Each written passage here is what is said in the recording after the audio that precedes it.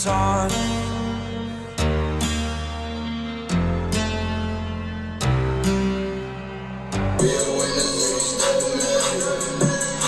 Let's listen to Pavarotti, the only one. Hello, welcome to The Revealing. I'm your host, Pavarotti, here to discuss the Idaho 4 case. And we had some big docs that dropped today with a lot of info. We can glean some stuff from these, so without further ado, let's get right into it. Okay, so the first one we have is this new subpoena that was issued by Ann Taylor.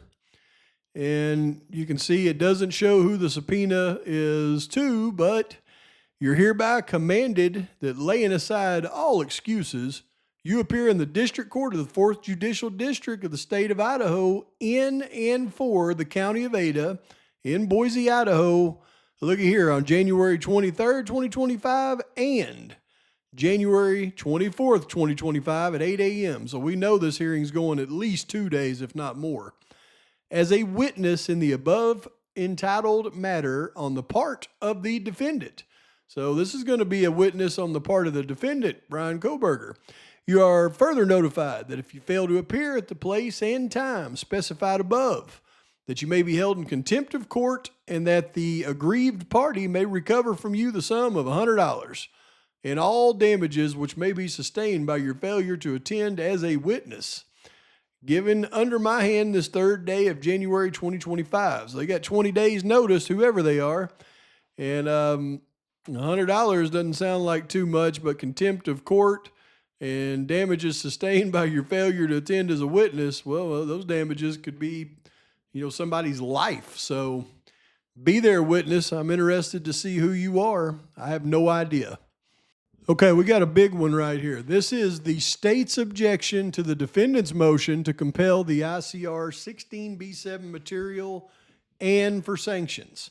So this is the one that they filed last week where they said they didn't provide the relevant discovery and all of the reports that go along with their expert witnesses, and the defense was asking for an extension of time and for sanctions. So, and I'm not going to go through and read, this is a long one, I'm not going to read it all to you. I've gone through and pulled out the finer points. You see, the state is in the same position as the defendant in this regard. So this is very interesting, I think. So let's just go ahead and read this right here. This specific continuing duty to disclose evidences that ICR 16 compliance is not a one-time event. Dang it. We highlight this. Defendant currently notes this case involves a substantial amount of discovery. Defendant cites over 68 terabytes, and the state does not dispute this. The discovery received by the state from multiple agencies has been provided to the defense in the same manner it was provided to the state. So this is where we've got to have just a discussion. So if you've got all of these different agencies investigating this case and they say we've got enough evidence to bring this guy to trial, and then they turn over 68 terabytes of evidence to a little prosecution team and say, here you go, that is impossible. I mean, you talk about the defense and how many experts and investigators they've hired. The prosecution, I don't think, has half of that. So how could the prosecution get all the evidence and 68 terabytes of information and then be expected to sift through and say, okay, this is what we're going to use in trial to prosecute him? So this has got to be a lie. I mean, it's got to be a lie, because if it's not a lie, then it's impossible. There is no way that these people did not say, here is what we have on Kohberger for you to take to trial and try to prosecute him, Bill Thompson. There's no way they dumped 68 terabytes and said, find your evidence in there to prosecute him. That has got to be a lie. And if it's not a lie, then what in the living crap are we looking at here? I mean, are they freaking serious? So, I mean, this has got to be a lie. I mean, I hate to call Bill Thompson a liar, but that's got to be a lie, or else he would have never brought the case against Kohberger, because he wouldn't even have a clue what the heck he was bringing against him. There's no way when you see the equivalent, because Ann Taylor in the next motion, in her reply to this, she gives the equivalent of what a terabyte of data is equal to, and that was probably the best thing she could have put in there to get somebody to really understand what a terabyte really is. And it is mind bending. There's no way any team of people could go through and look at all of this information. So that has got to be a lie. They may have got it in a 68 terabyte file, but they had to have given him separate files with everything in order so that he could prosecute the case. So that's got to be a lie. Now, he goes through and he makes his argument about why he shouldn't have to disclose everything, and he states some cases, and his argument is very weak when you look at the context of what we're talking about here. But as we get further down, past all the cases he's citing, we're going to get to some information that actually garners us some real knowledge in this case. All right, so it says, turning to the case at hand. On December 18, 2024, the state disclosed 25 potential experts the state intends to call at trial. The defendant takes issue with 22 of the disclosures, claiming they are insufficient. So, of the 25, 22 are insufficient disclosures, so it means 3 of them were good. All 25 of the state's disclosures comply with the court's order in ICR 16b7 and are not the generic discovery response as presented in Marin. That's the case he cited earlier. And no, he's full of crap. For the experts where the state does not have a report, as further held by Koch, if there is no data, the state doesn't have to produce data. Okay, so what he's saying is, for experts where the state does not have a report, as further held by Koch, if there is no data, the state doesn't have to produce data. So basically, of these 25 witnesses, 22 that are in contention by the defense, a certain percentage of those, we don't know exactly how many. I can guess, though, by the time I'm done reading this, I can guess what the percentage is. In fact, I believe the percentage is actually going to be, 13 out of 22, which is roughly 60%, that actually won't have a report. So there's going to be about 13 experts that will be testifying without any data. But he says since there is no data, the state doesn't have to produce data, but they're going to produce an expert. That doesn't make any sense to me. But as we go through here, I'll show you where I garner the fact that there's going to be 13 experts without reports, because he lists all the experts that are going to have reports in this motion. For exhibits S1 and S6, the state disclosed expert opinions regarding the toxicology results for all decedents as detailed in the provided toxicology reports.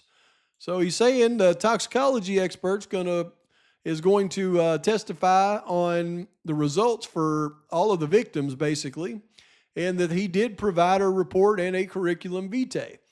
So we know that one of the state's witnesses are going to be an expert on toxicology reports.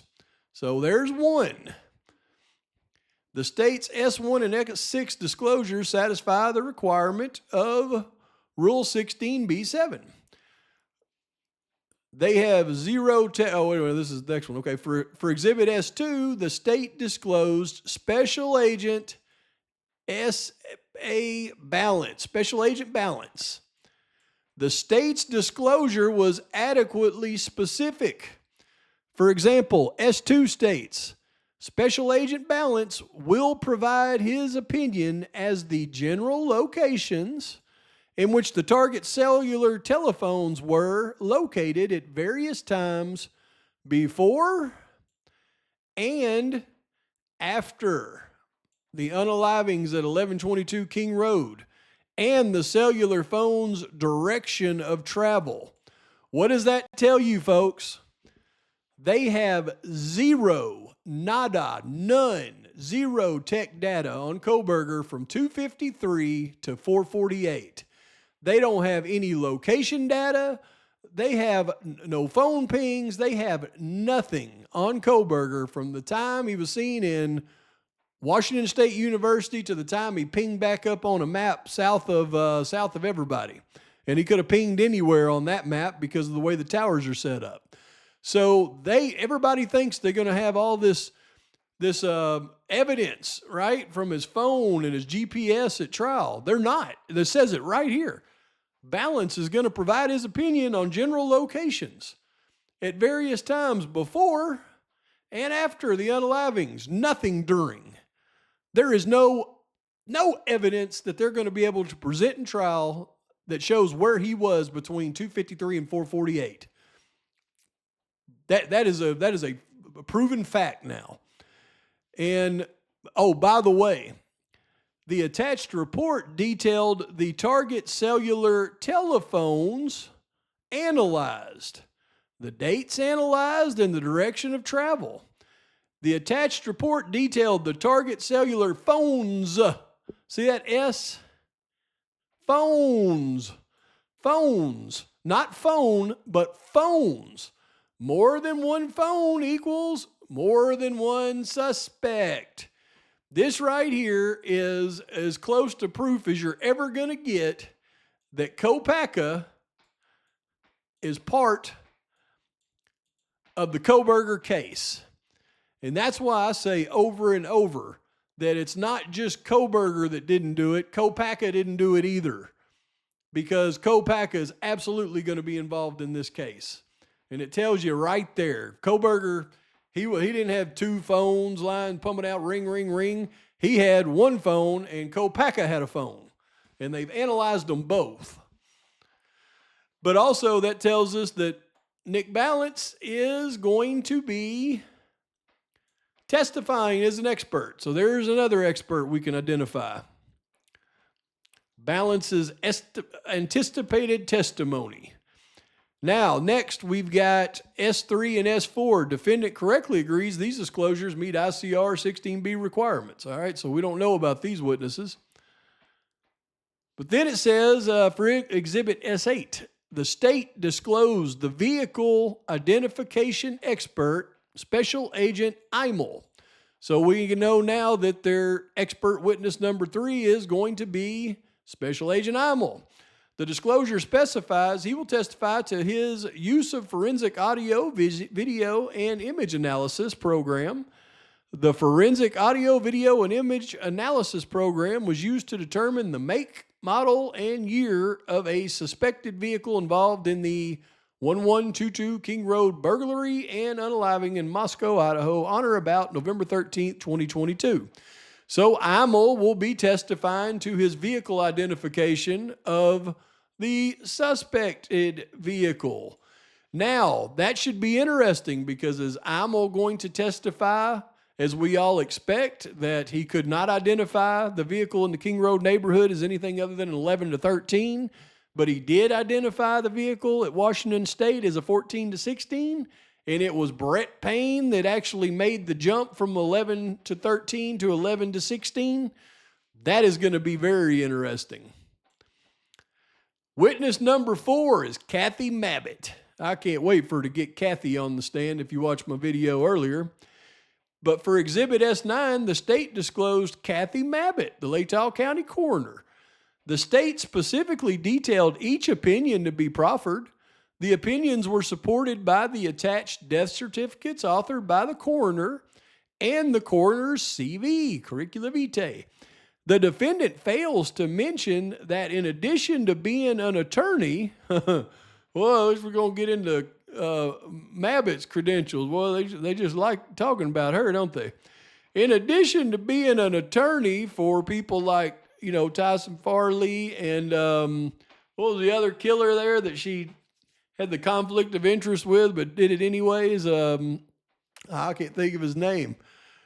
And an elected coroner, Ms. Mabbitt was a registered nurse for 44 years, which is detailed in her CV. The state's expert disclosure satisfies the requirements of ICR 16B7. So, I mean, she's an attorney, she's a coroner, she was a nurse for 44 years. She is an astronaut. Possibly. I don't know if that's in her CV or not. But we know who another one of the witnesses are, and I'm really happy to see that one. I think Ann Taylor's going to destroy that one and come at her in ways she never knew she was going to come at her. Okay. For S10 and S13 and S14, the state disclosed forensic detectives. These disclosures specifically listed each forensic item to which the witnesses would testify regarding. The witness's expertise is the process of extracting and identifying the data that is on each of the listed devices. The contents of each of the devices have been disclosed to defendant. Any opinion related to that extraction, whether a connection was found or not, is not an expert opinion. Now, see what this is right here? All of that digital data, which is most of those 68 terabytes you can absolutely imagine. In this case, 3 unnamed expert witnesses are going to be testifying on the data that they extracted and identified from all of the digital devices. But he's trying to say whether a connection was found or not.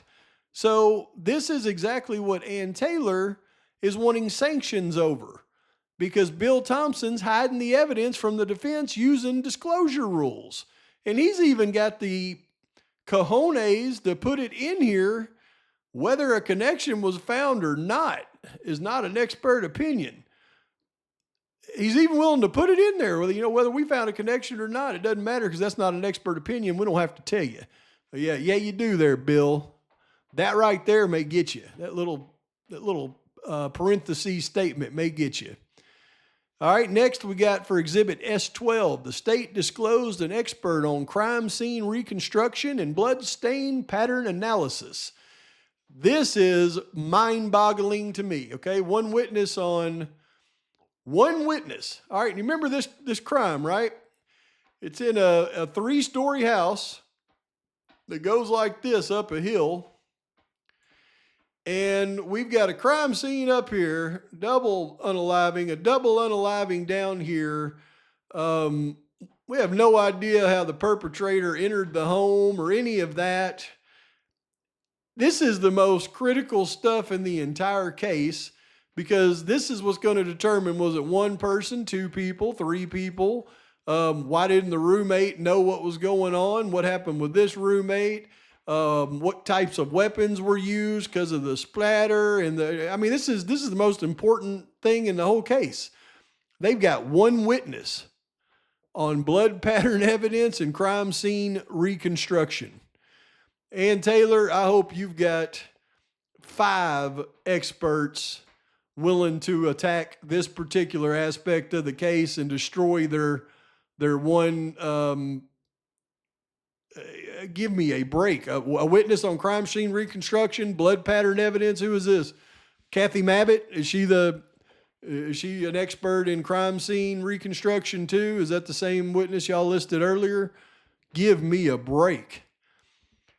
Exhibit S15 through S25 all relate to Idaho State Police Forensic Lab experts. Okay, so 15 through 25. Guess what? That's 10. Exhibits S15 through S25 all relate to Idaho State Police Forensic Lab experts.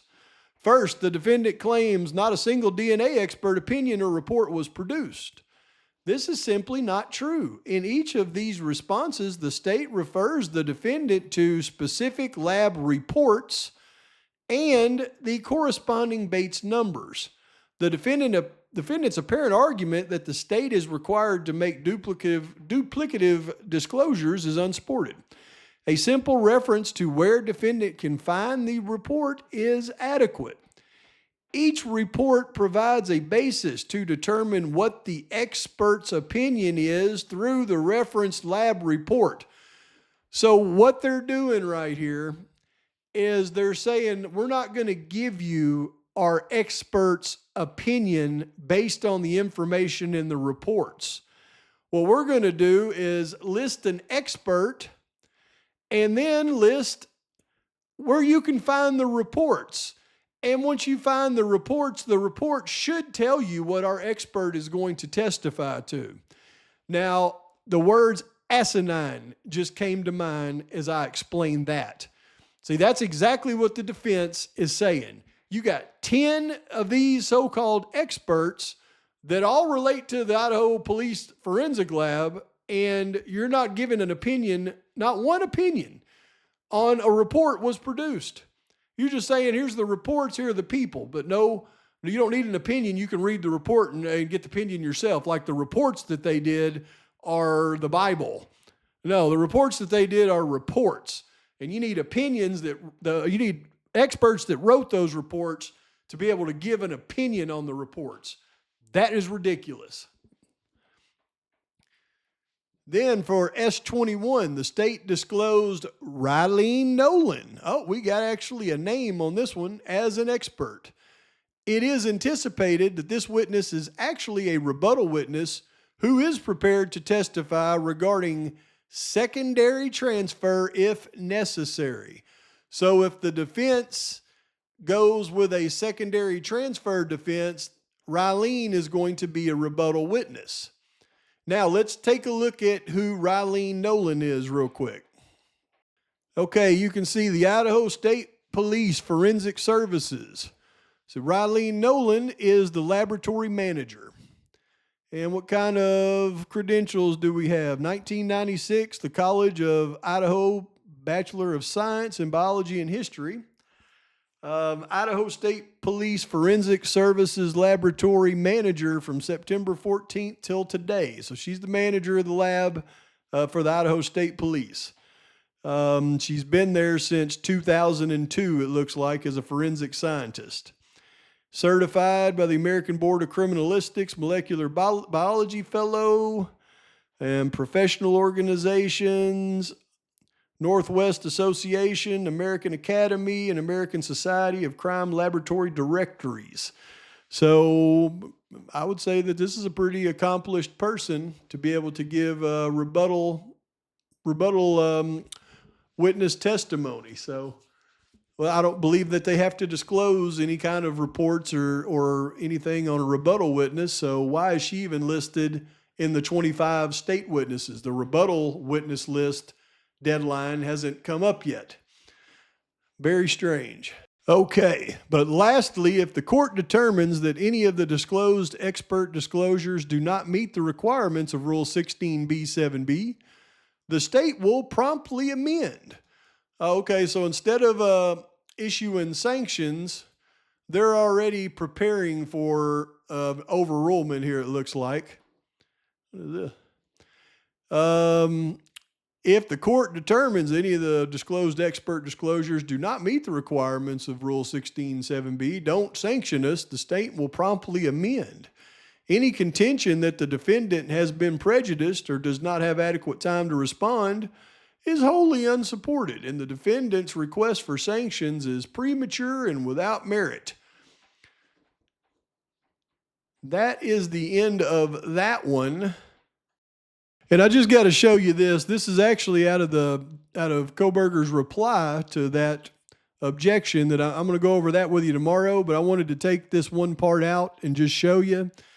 It says, as a point of reference, a single terabyte is the equivalent of 75 million pages of text. 75 million pages of text, and there are 68 terabytes. So if even one of those terabytes included text documents, there'd be 75 million. I mean, you would need a AI that could read that for you, or else you would have to, you can get 3 football teams and you wouldn't be able to read that in a month or a year. Give me a break. But just to show you, I'm going to be keeping track. I've got 25 possible expert witnesses. And now we know one of them is going to be testifying on toxicology reports. Nick Balance, Special Agent Imel, Kathy Mabbitt, Rylene Nolan. Those are going to be 4 we know of for sure. And then there's going to be 3 of them testifying on device data. We don't know who they are yet. The blood spatter and crime scene reconstruction expert, just one of those. 3 experts that the defense didn't have a problem with. We don't know who they are. 10 DNA experts that won't produce a report or an opinion, and 3 other experts that we don't know yet. So as we garner more information, they kind of let it slip out here and there. I'll continue to fill in this list until I got everything that we know they're going to have at trial. So just a few takeaways from that. Number one, we know they're going to put Mabbitt on the stand at trial. I can't wait for Ann Taylor to annihilate her. Also, they have zero data as from 253 to 448 on the whereabouts of Bryan Kohberger. All they're going to have is Special Agent Imel try to say maybe that's his car. I can tell you from all the court docs that I've read here lately, the only thing that Imel's going to testify as it relates to Kohberger's car in Moscow, maybe Kohberger's car leaving Emma Bailey's house. Yeah, I've been through every single court doc in this case, and that seems to be the most likely candidate for him to try to tie in Kohberger's car to that King Road neighborhood, because it lists in one of the docs that he was relying on identification of that vehicle going the wrong way at the wrong time on Ridge Road. That's right from Emma Bailey's house. So after all of this, I don't think they have anything. And what they do have is, you can see from everything that we just read right there, it is ridiculous. Because not only will they not give them the discovery that's important to them, and they have to fight for it, but when they do give them discovery, they bury it in an insurmountable pile of data and say, this is how we got it, so this is how we're giving it to you, as in they don't know where the data is either. And you know that is a crock of crap, because there is no way they would go to trial without any direct things they could point to in the trial as evidence. And there's not enough of them to go through that kind of data to pull out that evidence. They had it separated at first. They bury it when they give it to the defense. This isn't a fair fight. This whole thing is just, it's a travesty. You can just read it and see for yourself. It's a travesty. But anyway, I'm going to go over that other doc that dropped, which is the defendant's reply to that objection tomorrow. And I got another video coming out tomorrow evening on those roommates. Again, I'm looking forward to that one. But in the meantime, I did a video earlier. This is my other one of the day. I'm done with videos for the day. Please like and subscribe to the channel. Post your comments, thoughts, criticisms. Till next time, Pavarotti's out. I was an ordinary